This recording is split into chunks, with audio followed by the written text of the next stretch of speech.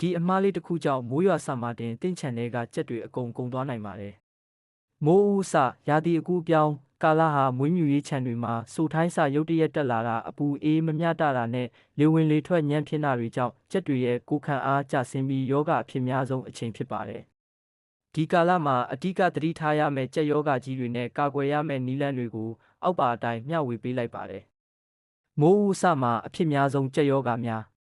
တကြက်လေလိန်ယောဂ Newcastle disease ဗိုင်းရပ်စ်ကြောင့်ဖြစ်ပြီးမိုးဦးစမှာကူးစက်မှုအလွန်မြန်ဆန်ပါတယ်။လက္ခဏာများအသက်ရှူရခက်ခြင်းအစိမ်းရောင်ဝမ်းပြက်ဝမ်းလျှော့ဖြစ်ခြင်းတောင်ပန်ကျခြင်းလဲပင်လိမ်ခြင်းနှင့်တေနှုံးအလွန်မြင့်မာခြင်းကာကွယ်ရန်ပုံမှန်ကာကွယ်ဆေးစနစ်တကျထိုးနှံတိုက်ကျွေးထားရပါမယ်။နှစ်ကြက်ကြောက်ယောဂ Foalpox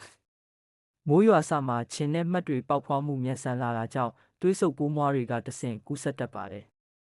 လက္ခဏာများအမောက်တွင်ကောက်မျက်စိအစစ်များနှင့်ခြေထောက်များတွင်အဖူးပိတ်များထွက်လာခြင်းလဲချောင်းထဲတွင်အပိတ်များပေါက်ပါကအစာမျိုးရခတ်ပြီးအသက်ရှူကျက်သေဆုံးနိုင်ပါတယ်။ကာကွယ်ရန်ကြက်ကြောက်ကာကွယ်ဆေးထိုးနှံတိုက်ကျွေးခြင်းနှင့်ခြံတွင်းကျင်မှတ်ပေါက်ဖွားမှုကာကွယ်ခြင်း၃ကူးစက်တတ်သောနှာစေးမျက်စိရောင်ယောဂ infectious coryza မိုးရွာပြီးလေထုဆိုထိုင်းစတက်လာကခြံထဲကအမိုနီးယားဓာတ်ငွေ့တွေကြောင့်အသက်ရှူလမ်းကြောင်းကိုပုံမထိခိုက်စေတဲ့အပြင်ဘက်တီးရီးယားယောဂပါဖြစ်နေရင်တော့အဆိုးဆုံးပြဿနာကြီးတစ်ခုပါပဲလက္ခဏာများမျက်နှာနှင့်မျက်ကွင်းများဖောရောင်လာခြင်းနှာရည်ယိုခြင်းအသက်ရှူလျင်အတန်မြည်ခြင်းကာကွယ်ရန်ခြံတွင်းလေဝင်လေထွက်ကောင်းမွန်အောင်ပြုလုပ်ပေးခြင်းနှင့်ကြမ်းခင်းဖွဲခင်းများမဆိုးဆွအောင်ဂရုစိုက်ခြင်းလေးကျက်သွေးဝမ်းယောဂ coccidiosis မိုးရာသီမှာကြက်အိပ်ရာမြေဆွေးတွေဆွတ်ထိုင်းမိုင်းလာတဲ့အတွက်ကောက်စီဒီယာခါကဆီဒီယာပရိုတိုဇိုဝါပိုးတွေပေါက်ဖွားဖို့အကောင်းဆုံးအခြေအနေဖြစ်သွားပါတယ်။လက္ခဏာများကြက်ကလေးများတောင်ပန်ချပြီးငိုက်ခြင်းသွေးဝမ်းသို့မဟုတ်အညိုရောင်ချွဲဝမ်းများသွားခြင်းကာကွယ်ရန်ကြက်အိပ်ရာမြေဆွေးကို6တွေ့အောင်အမြဲထားခြင်းနှင့်လိုအပ်ပါကအစာသို့မဟုတ်ရေထဲတွင်ကောက်စီဒီယာကာကွယ်ဆေးဝါးများကြိုတင်တိုက်ကျွေးခြင်းခြံစီမံခန့်ခွဲမှုဆိုင်ရာကြိုတင်ကာကွယ်ရန်အချက်များ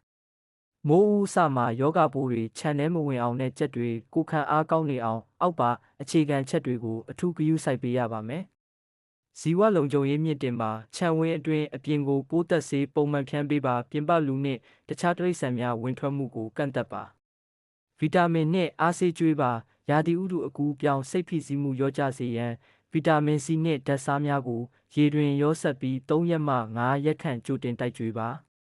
လေဝင်လေထွက်နှင့်အမိုးအကာဂရုစိုက်ပါမိုးသက်လေပြင်းထန်ကြောင့်မိုးရေခြံထဲမပတ်စေရန်လိုက်ကာများကိုစနစ်တကျပြင်ဆင်ထားပါသို့သောခြံတွင်အမိုနီးယားဓာတ်ငွေ့မအောင်စေရန်အပေါ်ဘက်လေဝင်လေထွက်ပေါက်များကိုဖွင့်ထားပေးရပါမယ်။ကာကွယ်ဆေးအချိန်ဇယားအတိုင်းထိုးပါတိုက်ပါမိမိမွေးမြူထားတဲ့ကြက်အမျိုးအစားလိုက်ဥကြက်အသားကြက်သတ်မှတ်ထားတဲ့ကာကွယ်ဆေးတွေကိုရာသီမပြောင်းခင်မိမိဒေတာဆရာဝန်ညွှန်ကြားချက်အတိုင်းအပြီးထိုးထားပါတိုက်ထားပါ။